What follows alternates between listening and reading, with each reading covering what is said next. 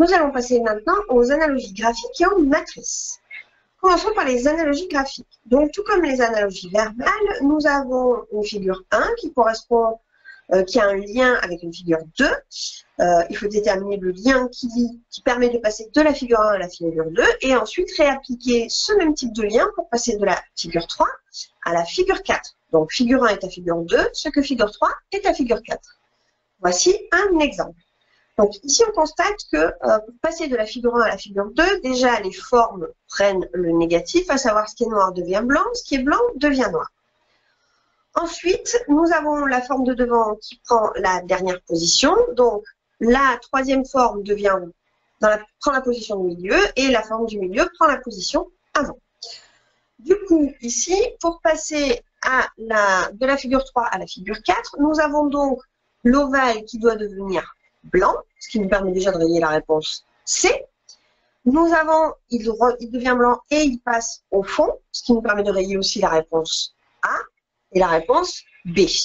Vérifions quand même jusqu'au bout que la théorie fonctionne. Nous aurons donc l'ovale dernière au fond blanc. Nous aurons le triangle qui va passer donc en première position, puisqu'il est en deuxième position sous la figure 3, et qui va devenir noir. Et puis enfin, nous avons donc le rectangle haut du fond, qui est noir sur la figure 3, qui va devenir blanc sur la figure 4, et qui sera en seconde position sur la figure 4. C'est donc la réponse B. Voilà en ce qui concerne les analogies graphiques. Il suffit juste de trouver le lien. Nous le verrons plus tard dans les exercices. Passons maintenant aux matrices. Donc les matrices, normalement, sont des carrés juste noirs. Moi, pour vous expliquer la méthodologie, j'ai préféré mettre des carrés de couleur pour qu'on puisse distinguer correctement les différents déplacements. Après, le principe reste le même, sauf que vous avez 3 carrés noirs et qu'il faut identifier les uns après les autres les déplacements. Donc, prenons par exemple le carré orange. Le carré orange se déplace en suivant la diagonale. Du coup, logiquement, 2 possibilités s'offrent à nous. Soit il va repartir en arrière et faire je monte, je descends, je monte, je descends. Soit il tourne vers l'extérieur et il repart du coup par en bas. Deuxième possibilité. Donc, nous voudrions le carré orange dans cette position ou, s'il redescend, dans cette position-là. Du coup, on a 2 réponses qui peuvent correspondre. Ce serait la réponse A et la réponse B. Pour le moment, laissons toutes les possibilités. Prenons maintenant le carré marron. Le carré marron, lui, se déplace de droite à gauche. Et puis, une fois qu'il a quitté l'extérieur, il rentre à l'intérieur. Et donc, on aurait le carré marron qui doit se trouver position du milieu. Alors, quand 2 carrés se superposent et arrivent au même endroit, du coup, il y en a un des 2 qui disparaît. Donc, on passe de 3 carrés noirs à 2 carrés noirs. Ensuite, concernant maintenant le carré bleu. Le carré bleu, on le voit disparaître sur la 3e image, parce qu'en fait, le carré bleu, il prend l'extérieur de notre petit carré de 9 carrés. Du coup, il avance d'un cran sur la droite, puis il va descendre d'un cran sur la droite, puis il va encore descendre d'un cran sur la droite, et donc le carré bleu va se retrouver en 3e position. Parmi les 2 configurations possibles, sachant que j'ai dit que le haut pouvait être soit en bas, soit complètement au milieu, j'ai une seule configuration qui correspond, c'est la C. Refaisons maintenant le même exercice, mais qu'avec des carrés noirs. Voilà donc exactement la même configuration, sauf que cette fois-ci, nous avons des carrés noirs. Et nous allons réitérer la même recherche. Alors, je vais partir de ce carré-ci. Donc, bien entendu, je peux dire, soit, imaginons qu'il monte d'un cran. Dans ce cas-là, il devrait monter d'un cran ensuite aussi. Ça ne correspond pas, c'est pas possible. Je repars en arrière et je vais essayer une autre possibilité.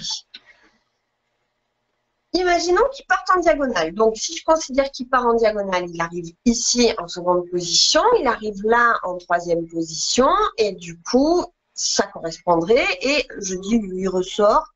Donc, du coup, il sortirait, il arriverait dans cette position-ci. Voilà pour un premier carré. Changeons de couleur maintenant, et passons au second carré. Je prends donc le carré du milieu. Alors, le carré du milieu, par rapport à la possibilité que j'ai sur la 2e image, forcément, je ne peux qu'aller vers la gauche. Et du coup, si je continue ici, j'arriverai bien à ce carré-là qui lui-même irait là. Hop. J'en suis donc à cette possibilité-là. Je peux donc déjà rayer par rapport à ce que j'ai dit des solutions. Alors, je ne vais pas le faire parce que quand vous testez comme ça, vous pouvez très bien vous tromper. Si vous n'avez pas les trois, tant que vous n'avez pas fait les trois carrés, vous ne pouvez pas être sûr à 200% que votre logique fonctionne. Je vais donc prendre maintenant mon troisième carré.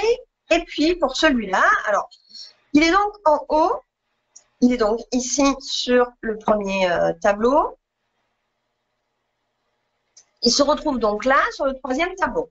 Donc, je dis, sur le second tableau, pardon. Je dis, j'avance ici. Du coup, après, pour qu'il disparaisse, il faudrait forcément qu'il descende d'une case. Ce qui veut dire qu'il descendrait d'une case aussi en troisième. Et je l'aurai donc ici. J'arrive bel et bien à ma proposition C de nouveau, sauf que comme vous avez pu le constater, quand on n'a pas les couleurs, c'est beaucoup moins facile. Pensez qu'au niveau des déplacements, il y a à peu près tout qui est possible et imaginable, les extérieurs, les diagonales, de haut en bas, de bas en haut, les allers et retours d'un bout à l'autre de la diagonale, ou d'un côté à l'autre du carré, et ainsi de suite. Nous allons donc maintenant passer aux exercices pour la pratique. Et nous allons attaquer avec une première analogie.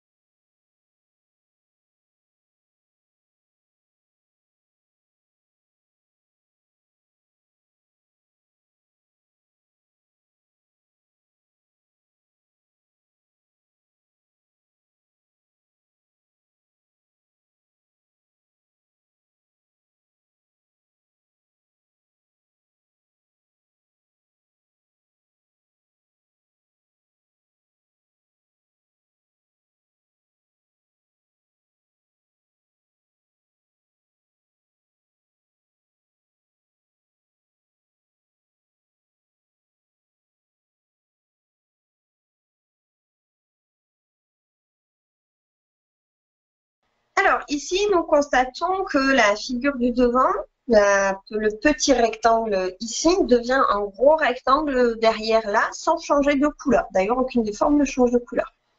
Et puis, nous avons ensuite, de nouveau, comme précédemment, la forme de derrière décale tout d'un cran, et ainsi de suite. Du coup, la forme qui va se retrouver derrière pour ma figure 4 est forcément la figure de devant, à savoir le losange. Il va être blanc, donc déjà, je peux rayer la réponse D. J'ai ensuite le rond du milieu qui va se retrouver en première position. Il est noir, c'est donc la réponse C. Pour terminer, on est bien d'accord que la figure du dessous, la croix, se retrouvera donc au milieu, soit en deuxième position, ce qui correspond bel et bien à la réponse C. Passons maintenant à la figure 2. À vous de jouer, je vous laisse une minute.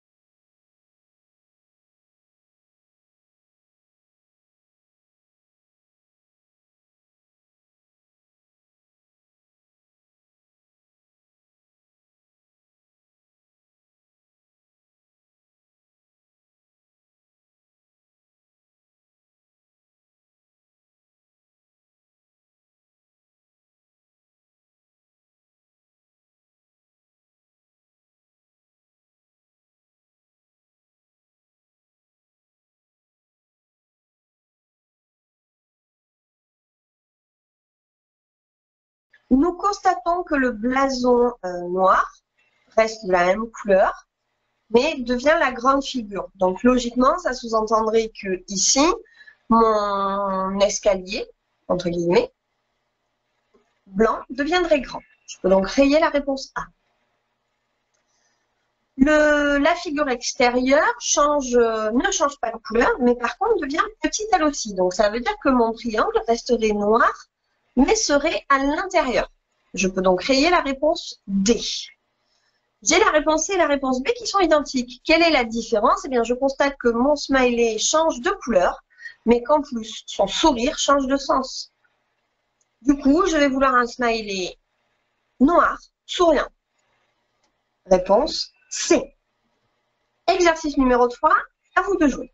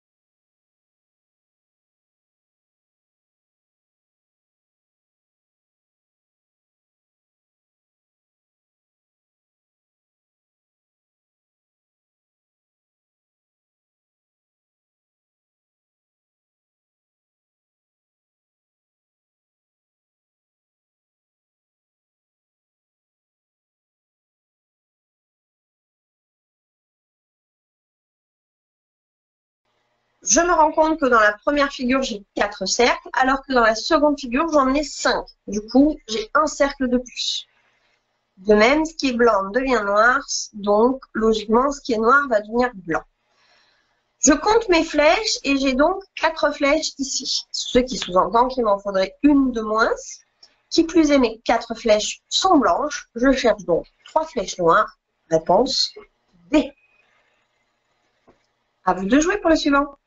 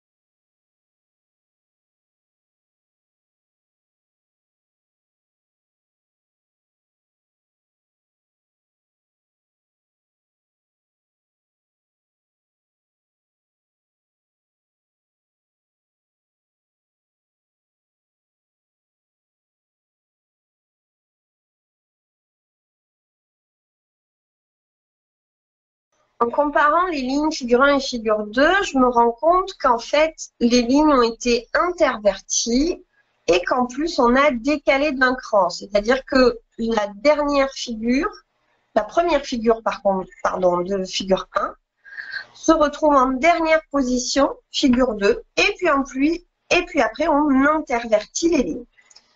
Je vais donc vouloir, pour la figure 4, si je commence par ma première ligne, donc j'enlève cette figure-là qui va se retrouver en dernier, et cette ligne-là sera la ligne du dessous. Donc, je cherche donc une ligne du dessous qui commence par un bonhomme à 4 pattes qui court, un prêt pour le départ. Donc, je peux donc créer la réponse A, la réponse B et la réponse C. Automatiquement, je tombe sur la réponse D. De la même manière, pour confirmer, ma première ligne, commencera aussi par un bonhomme blanc qui prend le top départ et aura le bonhomme qui court en dernier. Ça me confirme bien la réponse D. À vous de jouer.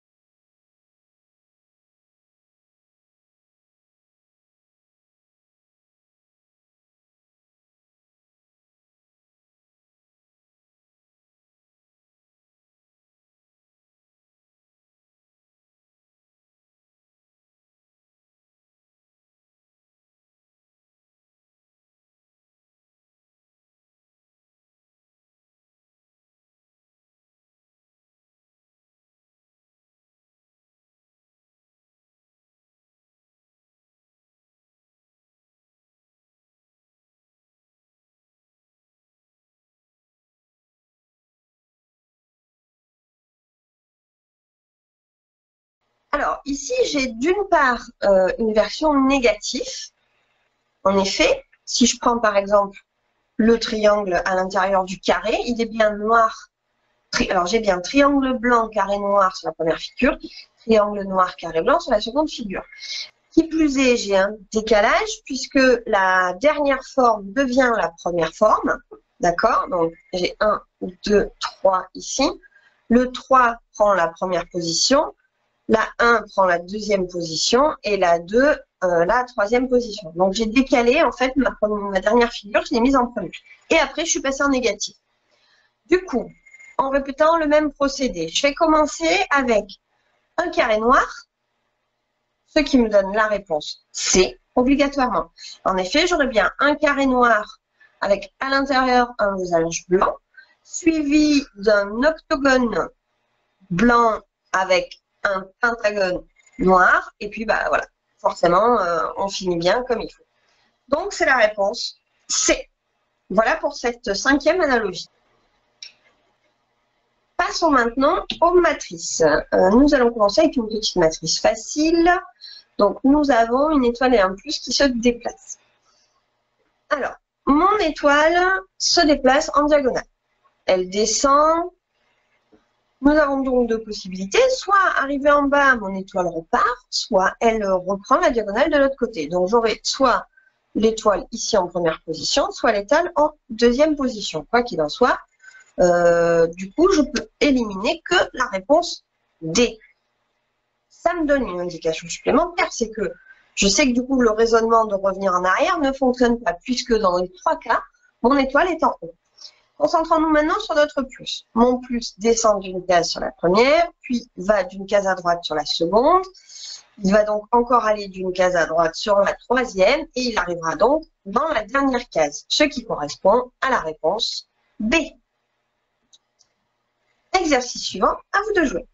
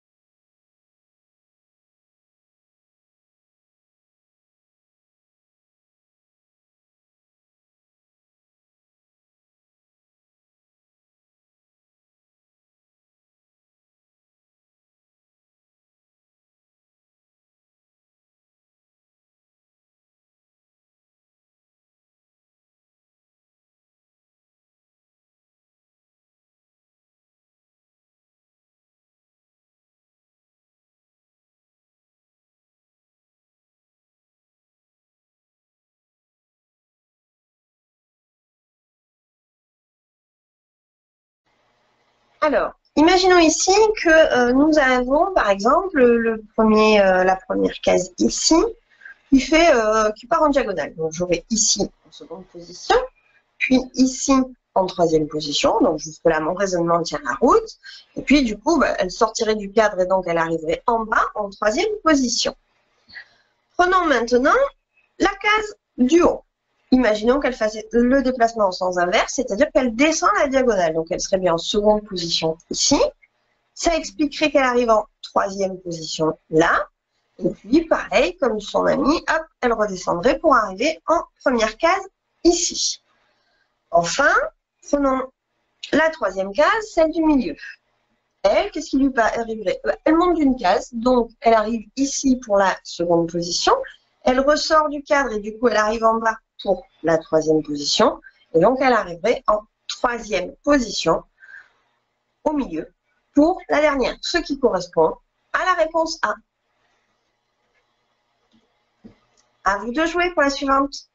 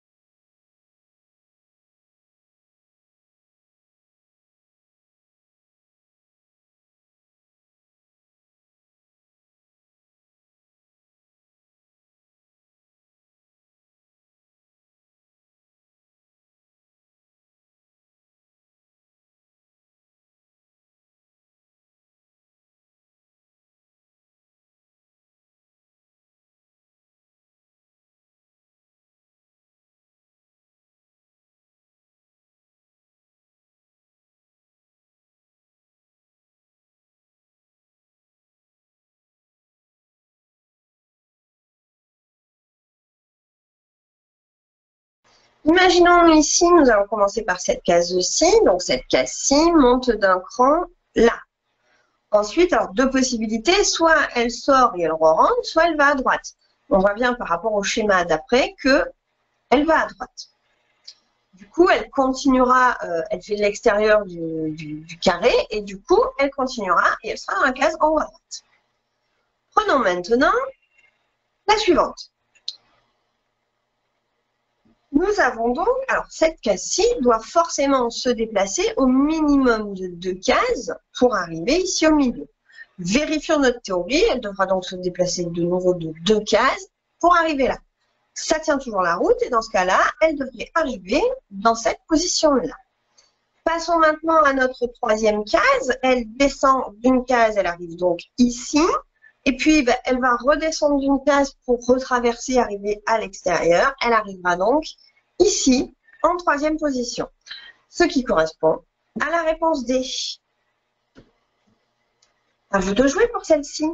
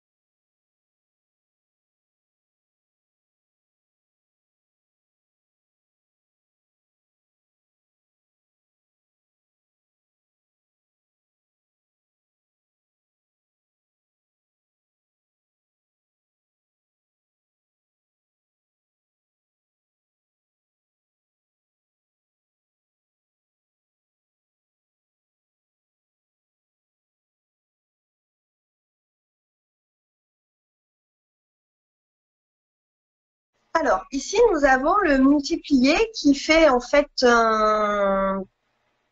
prend 4 positions possibles. Hein, effectivement, on voit bien que les positions du multiplié suivent le losange que j'ai dessiné ici. Donc, forcément, mon multiplié arrivera en haut. Je peux donc créer les réponses A et D. Mon multiplié sera dans cette case-là. En ce qui concerne mon moins, je vois qu'en fait, il passe d'une case à l'autre, puis repart, puis revient, et ainsi de suite. Du coup, forcément, mon moins sera en bas. Je peux donc rayer déjà ma réponse B. Je n'ai pas forcément besoin de trouver le troisième déplacement. À partir du moment où j'ai que 2 réponses, j'ai ma solution. Par acquis de conscience, on va chercher le troisième déplacement, qui est celui du plus. Le plus fait tout comme l'étoile, suit le losange, et du coup, il arrivera ici. C'est donc bien la réponse C. À vous de jouer pour celui-ci.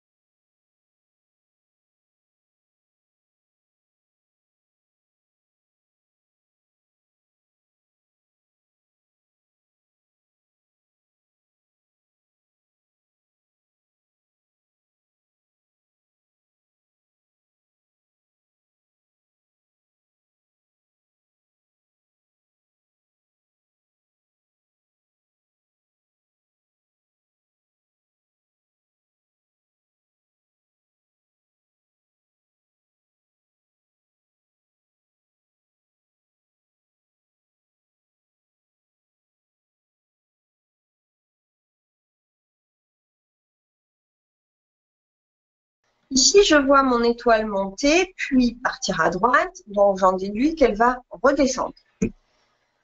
Ensuite, en ce qui concerne mon moins, il descend.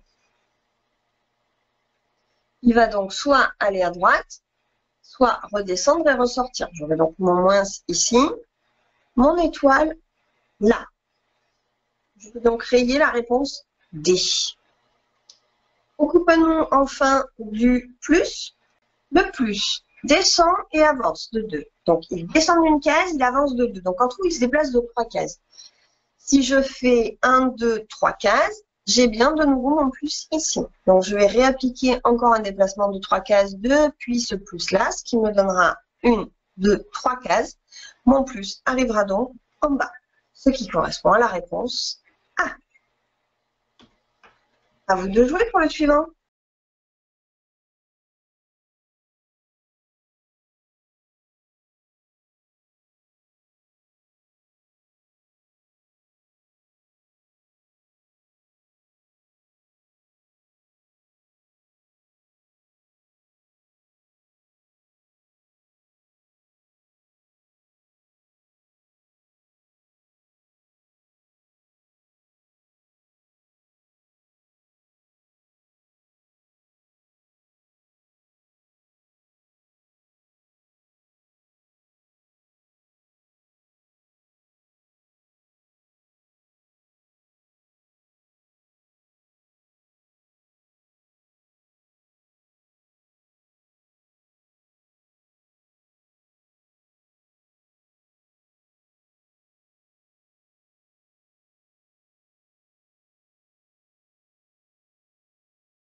Prenons ma première case ici. Elle descendrait donc d'un cran sur la suivante. Elle arriverait donc ici. Elle redescend d'un cran sur la suivante pour arriver en troisième position.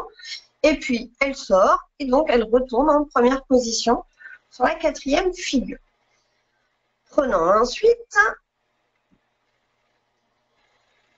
cette case-là. Elle se déplace d'un cran vers la gauche. Elle arrive donc ici en seconde position. Elle se redécale d'un cran. Elle est donc superposée et cachée derrière la verte. Et puis, elle se redéplace d'un cran. Elle arriverait donc ici, en troisième position, en dernière position. Du coup, je peux déjà d'ores et déjà éliminer les réponses B, les réponses C, les réponses D. Cependant, il faut que je vérifie que mon raisonnement fonctionne avec la troisième figure, le troisième carré. J'aurai donc un troisième carré qui se déplace vers la droite. Du coup, il sort du cadre, il rentre et il se retrouverait bien en position du milieu, ce qui correspond à la réponse A. À vous de jouer pour la suivante.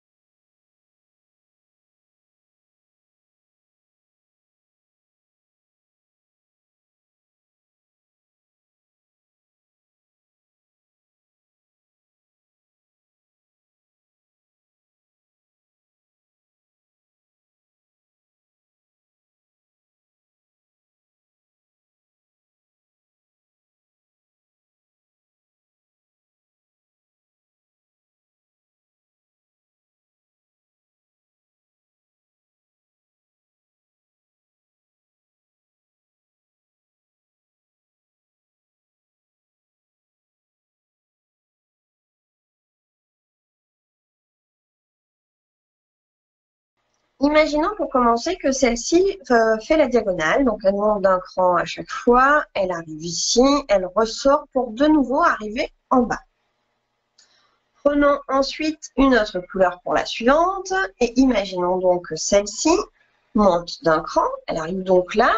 Logiquement, par rapport au chemin ou au dessin d'après, forcément, elle sera ici. Et puis, dans ce cas-là, ça veut dire qu'elle fait l'extérieur du carré, donc elle sera ici. Enfin, en ce qui concerne la troisième, elle descend d'un cran pour passer au suivant, puis elle descend de nouveau d'un cran. Logiquement, on suppose qu'elle va faire l'extérieur. Sinon, si elle ne faisait pas l'extérieur, qu'elle sortait, elle devrait rentrer.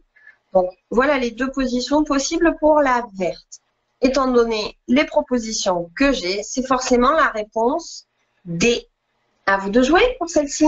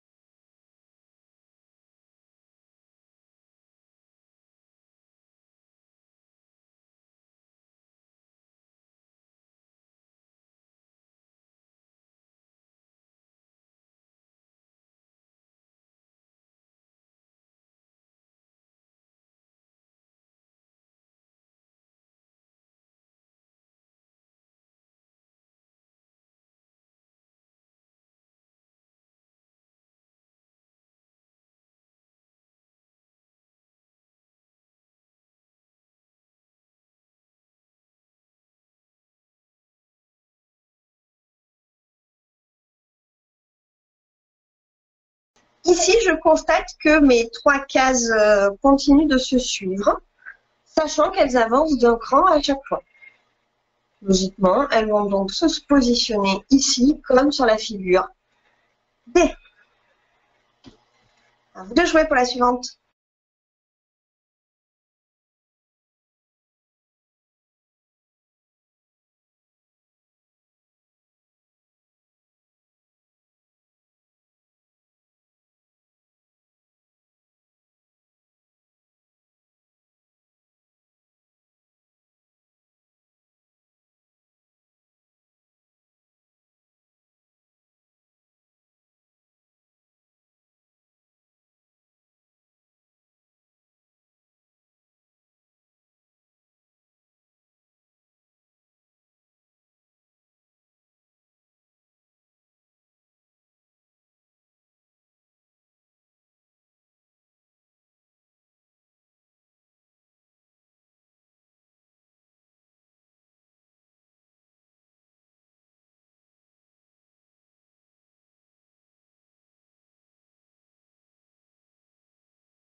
Prenons ici la première case.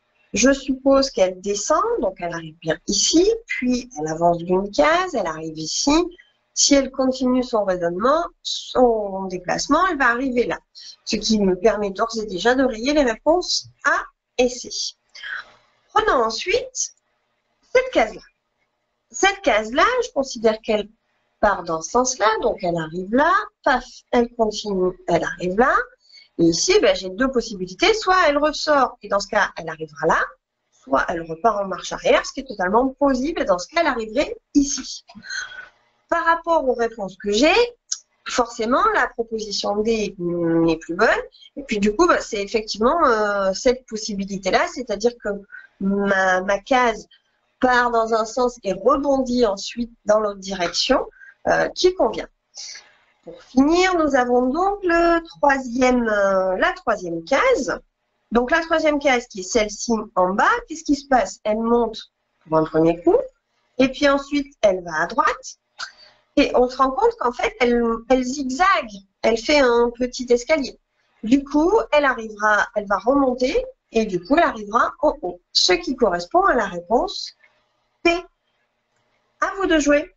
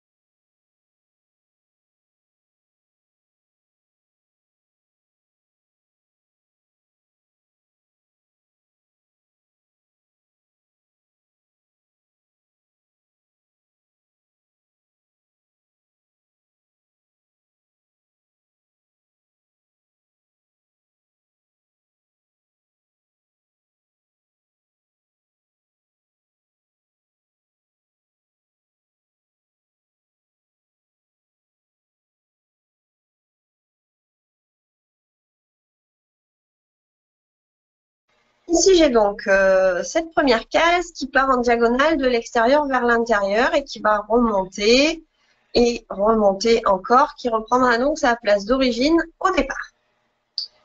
Ensuite, en prenant la diagonale de la case du bas, je procède de la même manière. Je fais l'extérieur, puis je descends. J'obtiens donc une case qui est superposée à l'autre, la suivante, et puis effectivement, elle reprend elle aussi sa position de départ sur la dernière. Et puis pour finir, il me reste cette case-là du milieu, donc elle va partir vers l'extérieur et avancer à chaque fois d'une case vers la droite, ce qui explique qu'elle va se retrouver superposée avec ses 2 copines dans la troisième place, et elle reprendra donc elle aussi sa position de départ pour la dernière proposition. Nous avons donc la réponse. Voilà en ce qui concerne les analogies graphiques et les matrices.